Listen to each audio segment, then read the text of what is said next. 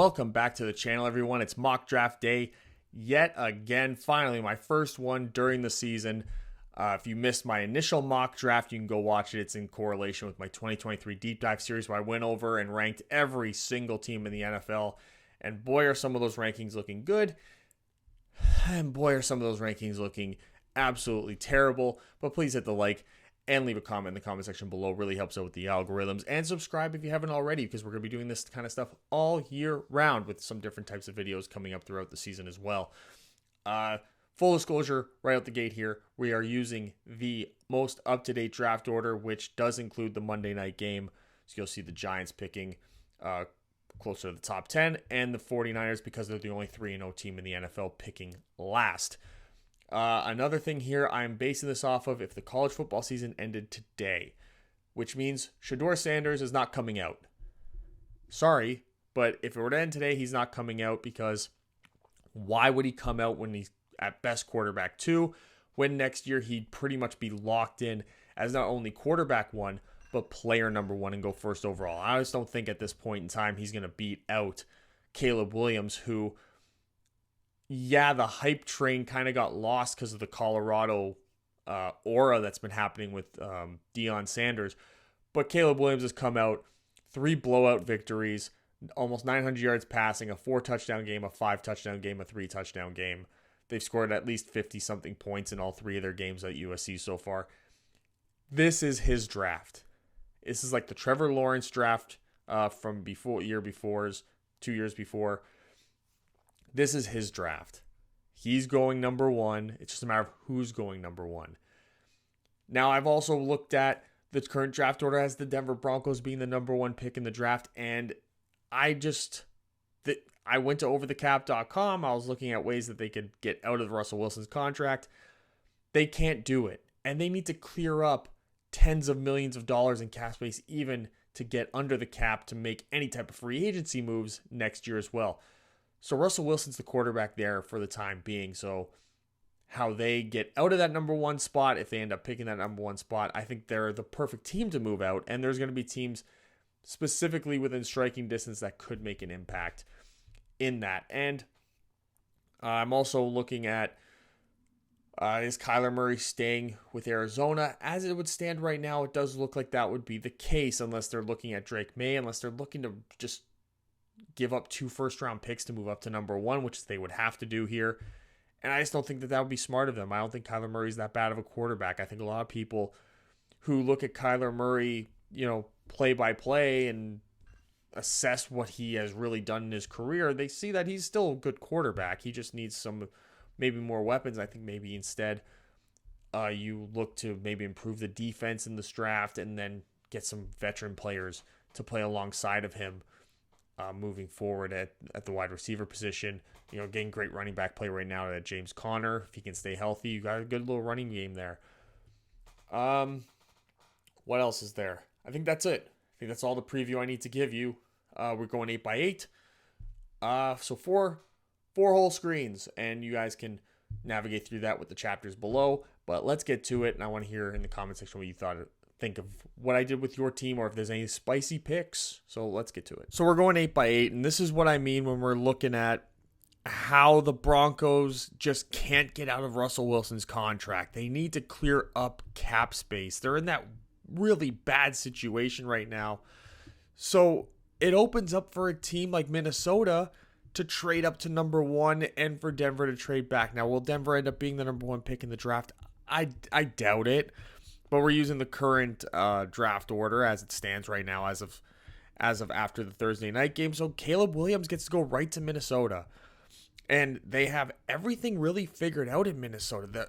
Brian O'Neill is currently, through the first 2 weeks of the year, the highest graded tackle in the NFL. His run blocking has been incredible. He's even been a great pass blocker as well on that right tackle position. Christian Darrisaw's off to a slower start, but you're getting good play out of him.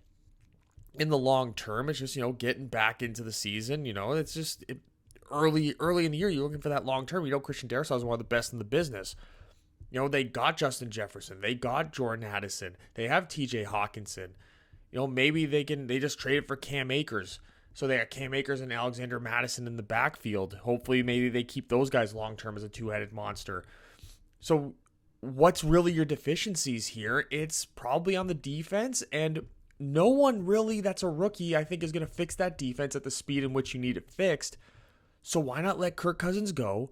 You free up all this money, use that money to sign some of the high-level veteran defensive players to make your defense immediately better, guys that'll fit for Brian Flores if he doesn't become a head coach. And now you got all this draft capital where it's like, now we just need to plug in our quarterback, and Caleb Williams might be a upgrade to Kirk Cousins, definitely in the long term, maybe even in the short term. So that allows Denver to trade back. They get Brock Bowers, who, I went back and forth with what they could do with that pick, but you look at Sean Payton, and he had a lot of success with Jimmy Graham, and you get a guy like Brock Bowers in there who's basically maybe a better version of Jimmy Graham, at least on his fate, at least in terms of the athleticism and all that. Maybe you get a better version of Jimmy Graham here, at least in the long term. Jimmy Graham's really had a great small condensed sample size for his career. A good couple of years there. That seemed like much longer, but it really wasn't. Now that opens up for Chicago. And they draft Marvin Harrison Jr., because do you stick with Justin Fields? I don't know what their move really is here. And I don't know that they take Drake May and think that that's going to be maybe an upgrade. So I think you take Marvin Harrison Jr., pair him up with DJ Moore, and maybe you bring in a new offensive coordinator, maybe with more experience. Maybe Matt Eberflus is fired and you make Eric Bieniemy your head coach. Maybe that might be the move. But I think that this might be the best option for the Chicago Bears with this, if they're picking this high and it's not number one. Olu Fashanu going to the Chargers. Put him opposite of Rashawn Slater. Then you got Jamari Salyer, who can play guard. I think this really completes the offensive line. Talking about Brock Bowers. You got to make that offense more functional, man. Got to. And you got at least one more year of Russell Wilson. You can't really get away from him until at least 2025 from the looks of it. I didn't really check to see how you can get rid of him in 2025, but Sean Payton's got to make this work. Maybe getting Brock Bowers is the way to go. The Cardinals get 2 picks right here in the top 10. Jared Verse, Kalen King. They get the top edge rusher in the top corner. Arguably the top corner and top edge rusher, I will say. To really improve that defense, which their defense, I think, has played a little bit better than what people expected. They let the game get away from them with the Giants in week 2. Started to look a lot more like the defense maybe we expected them to be, but their offense also kind of shut down. The Giants really just did a great job adjusting in the second half. They're one of the best teams in adjusting in the second half. They were last year at least. So we were able to see some of that. So you get, a number one edge and a number one corner. Something that they've been lacking. The Raiders this is another opportunity for them to trade up because the Bengals are currently sitting in with this top 10 pick. I think that if they were in this situation and the draft sort of worked out this way, I could see them just being the team that would trade back. Again, I don't expect them to finish this low. But this is an opportunity for the Raiders to come up and get Drake May. They were the best team within striking distance of getting him. So I think bringing him in and then, what do you get from Jimmy Garoppolo? And you have Drake May sort of sit behind him maybe for a year. And then you have an easy transition into a more of a long-term quarterback. And I got the Patriots going with Joe Alt. Almost like a BPA type of a deal. I think they could be a team that could trade back as well, even if they end up picking in the top 10. I think that, and they're also a team I think that could be picking this high. I talked about this in my deep dive series, just because of the strength of their schedule. Some of these AFC schedules are so damn hard. You almost kind of expect somebody who has a really good roster to be picking this high. So I think Joe Alt's a really good pick. Slide him in. He's an immediate solution at tackle for you. The Bears get their second pick, and they have to get an edge rusher. They don't really have one. They invested on the interior defensive line in the last draft, and I expect them to invest in the edge group in this draft. So they get JT Tuimoloau and the edge rusher from Ohio State. I expect him to shoot up draft boards and his production to sort of hopefully start to match the potential. And he comes in, he's the number one edge rusher on this team immediately. Keon Coleman to the Giants. He's a different type of receiver than what they have. He's almost basically what they were hoping to get out of Kenny Golladay, but probably just a little bit better with more athleticism. And you can put him out there with Jalen Hyatt, and then you got Wan'Dale Robinson playing in the slot, and that's sort of like your long-term youth wide receiver movement if Wan'Dale can stay healthy. So that would be something good for Daniel Jones, at least coming out this 1 year. And the Bengals, when they trade back, they still got to get an offensive lineman. I think they cut Lael Collins. Jonah Williams is going to be gone. So they drafted Marius Mims, who I think is going to end up being picked about this high. This might be his floor, quite honestly, if he continues to perform. I know we said that about Broderick Jones, his Georgia teammate, just last year, and he fell to 17 or 15 or whatever it was. But I think we could see something. People were sort of calling the Broderick Jones rise last year, and it ended up happening. I think the same is true for Marius Mims, especially with some of these teams that are going to be picking this high. Houston, Jerzon Newton, Johnny Newton, whatever you want to call him, interior defensive lineman, Illinois. Putting him inside when you got these really good, you drafted Will Anderson last year. Now you got Jerzon. You can sort of have like the interior and the edge guys set there. And that's really something DeMeco Ryans took from the 49ers, is that focusing on building that defensive line and then back. 49ers, they've had Eric Armstead, they've had DeForest Buckner, they just got Javon Hargrave, they drafted Javon Kinlaw in hopes that would work out. So I expect Houston to sort of take on the same ideas here. They did trade for Jones, for the tackle from Arizona, who was great last year. So they got him. He's going to play guard. He's playing left guard right now.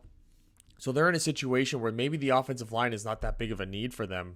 Kenyon Green will come back. He'll play one of the other guard positions. Hopefully they can get better production out of him. So maybe the offense is not that big of a focus. Nico Collins is playing really well with CJ Stroud right now. So maybe wide receiver is not that big of a deal unless you're, again, within striking distance of like a top wide receiver. But I think getting the best interior defensive lineman is going to be really good for Houston's what they're trying to build there, which there's not a big rush for them to be fantastic right away. The Detroit Lions sitting in a situation where they're able to get Kool-Aid McKinstry, the cornerback from Alabama. They do need better cornerback play still. They kind of invested in it, kind of didn't. Not as much as I think they probably should have. And I think getting this guy to fall to them, it's going to be hard for them to pass up. And then the Colts, Cooper DeJean, who's a defensive back, safety / corner. They need that help. That's something that they're really weak, especially losing Isaiah Rodgers to that gambling thing. Betting on his own team. What an idiot. But Cooper DeJean comes in. I think he fills a need right away. Then the Bills, who, again, I don't know if they're going to be picking this high in real life, but as long as they are, Liatu Latu, who's basically Von Miller. He's the linebacker, edge type of a player. I think he can come in. If you keep Von Miller for another year or he retires, he can sort of fill that need out. The Von Miller, Lorenzo Alexander, that role that Buffalo has historically had that they've used so well, at least when the players were healthy. Then Seattle, Mason Smith, interior defensive lineman, LSU. It's really hard to pick it for Seattle. I mean, in my initial mock draft, I picked Quinn Ewers here. But it's tricky. This is a tricky pick because, I mean, are they going to draft a quarterback for the future if they're picking if they don't make the playoffs? It's a weird situation, and what kind of veteran quarterbacks will be available? Like Kirk Cousins would be in this situation. Does Seattle pick up Kirk Cousins and feel like that's a big enough upgrade over Geno Smith? I don't know. It's a tricky. There's some tricky teams, especially this early in the year, to pick for, not knowing exactly how drastic of a rebuild or retooling or whatever that they could possibly do. And Seattle's in that weird spot right now. Rams, Dallas Turner. I think that's pretty much one of the easiest picks is to give the Rams an edge rusher. Keep rebuilding that defense. They need to get a more consistent pass rush and for cheap. J.C. Latham to the Bucks. This is your tackle opposite Tristan Wirfs. Get back to that strong offensive line play they've had in the past. Packers, Cameron Kinchen, safety out of Miami. They're a tough team to pick for. Also, especially in this scenario, like do they go tackle? And it's another interesting team to have to mock for. Pittsburgh, Barrett Carter, linebacker, Clemson. I like giving Pittsburgh a linebacker in the first round. I think that if there's a linebacker going in the first round, they're the perfect team to do it. Just because they got these linebackers that are these second tier guys, and maybe you get a guy like Barrett Carter or Jeremiah Trotter Jr. who's going to be somebody that Mike Tomlin historically has liked, which is to have at least one, even two really strong inside linebackers. Jets go Kingsley Suamatuai. Say that 10 times fast. Offensive tackle BYU. Aaron Rodgers coming back. He got injured because your offensive line just wasn't holding up. So you got to invest in that. The offensive line on the Jets needs to be better. That's really the one thing on the offense that needs to be better. They've invested so much in so many of the other positions. The offensive line needs to be the thing that gets addressed. Maybe they do it with a veteran instead for more instantaneous, but you could also get a guy with certain traits and then just scheme around that. Help him out with some chip blocks or whatever. Jacksonville, Chop Robinson, edge rusher, Penn State. I think that this is even if they keep Josh Allen, they don't keep Josh Allen, this might be the best option for them. And then Trayvon Walker becomes more of like a early down defensive end, passing situation, interior defensive lineman. That might be more his lane as a player. And then Chop Robinson becomes more of a straight up true edge rusher for your team. Washington Commanders, Jatavion Sanders, tight end, Texas. This is on the assumption that maybe Eric Bieniemy does stay. Hard to project him leaving. Hard to project him staying. But I will say, let's say he's staying, and you get him a true number one tight end that's a little bit on the younger side. That's got first round ability.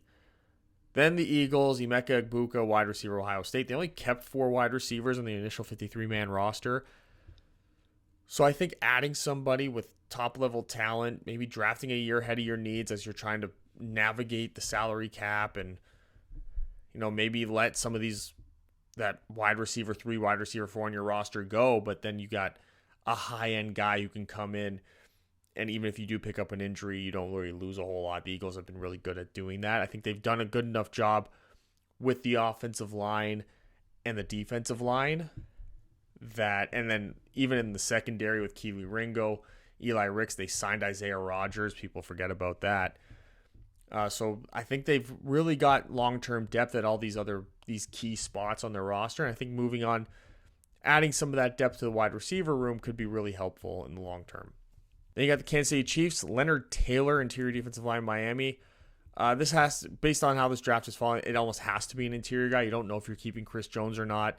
I think they will, and they'll sign him to a giant deal, but then that means they're going to have to supplement some other positions here, which means they're going to have to get cheaper in that room in general, which means using perhaps a day 1, day 2 pick on that interior defensive line to get somebody next to Chris Jones. I think Leonard Taylor coming in, that would be a good compliment. That's a good 1-2 punch there, I think. And because Chris Jones is going to get so much attention, it's going to open up a lot of opportunities for Leonard Taylor. Malik Neighbors to the Tennessee Titans. I'm sort of dialed in on the Titans getting a wide receiver in the first round. D-Hop, Treylon Burks, and then somebody else. And I think Malik Neighbors, maybe Emeka Egbuka, Xavier Worthy can sort of one of those guys fitting in there. Of course, in my initial mock, I had the Titans picking in the top 5. They ended up with Marvin Harrison Jr. I think that would be a lock in general. And you see the Atlanta Falcons going to Xavier Worthy later. I think them getting more wide receiver help in there for Desmond Ridder, who looks to be a guy. So I would add a different type of wide receiver out there than what he has in Drake London and Kyle Pitts. In between those picks, Braylon Trice, edge rusher, Washington, going to New Orleans. They drafted Foskey last year in the second round. With Cameron Jordan still moving on the way out, I could see them implementing the same sort of strategy you see with the Eagles, where they're making sure that they're drafting a little bit ahead of their needs. Braylon Trice, Isaiah Foskey, and then even Peyton Turner, who you don't know if they're going to keep him anyway. Making sure you stay ahead of the game in that sense. I could see it also maybe being an interior defensive lineman in the event that one falls to them. I'm looking at the kid from Michigan. Forget his name. So many names to remember. Baltimore, Nate Wiggins, cornerback, Clemson. Keep throwing guys at these key spots on the roster. Secondary, offensive line, defensive line. Dallas, Jeremiah Trotter Jr. I think that Jerry Jones would just love to draft Jeremiah Trotter's son to come be the number one linebacker on his roster. Just to troll Eagles fans and Commanders fans. But hey, that family could possibly end up with all 4 jerseys from the NFC East. So, but I do think he would also fit a need there. Leighton Vander Esch. They let Jabril Cox go. They're still trying to find, Damone Clark's there. They're still trying to find what they had in that Vander Esch, Jalen Smith when they were in their prime combination. And I think you can add Jeremiah Trotter Jr. I think you could consider the guy that goes next as well, Cooper Beebe, guard, going to the Dolphins. I think he's somebody that's in consideration as well for the Cowboys. I think the Dolphins would jump at the opportunity to get Beebe because he could also be a guy who could play tackle. I think his future is a guard in the NFL.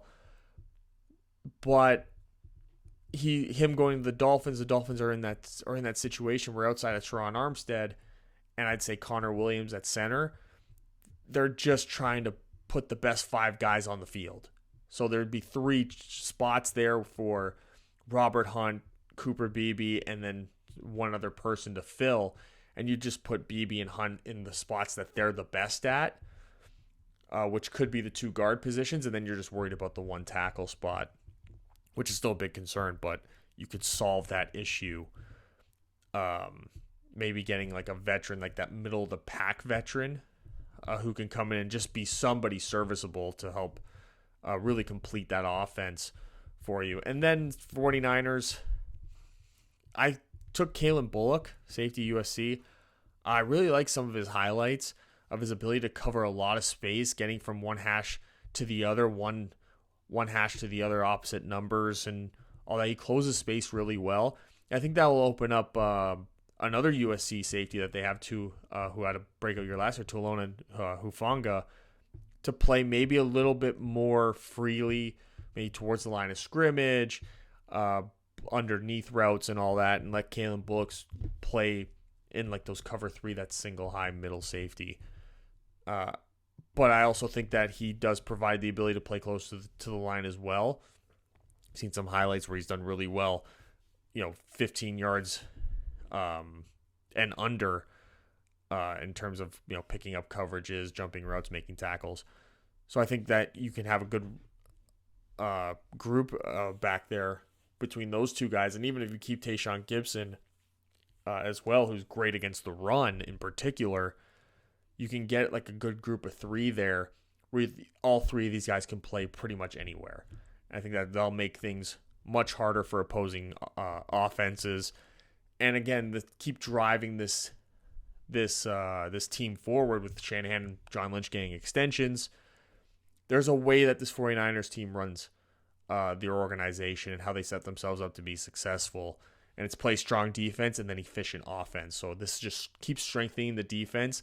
And then you can keep playing more efficient offense and maybe investing in a free agency signing for that offensive line as well. It's funny that the top 3 teams are all 3 teams that are playing really, really good football right now, but also probably should be investing in the second most important position group, the offensive line. So, but yeah, I like Kalen Bullock. I do. I think he could go much higher than this potentially.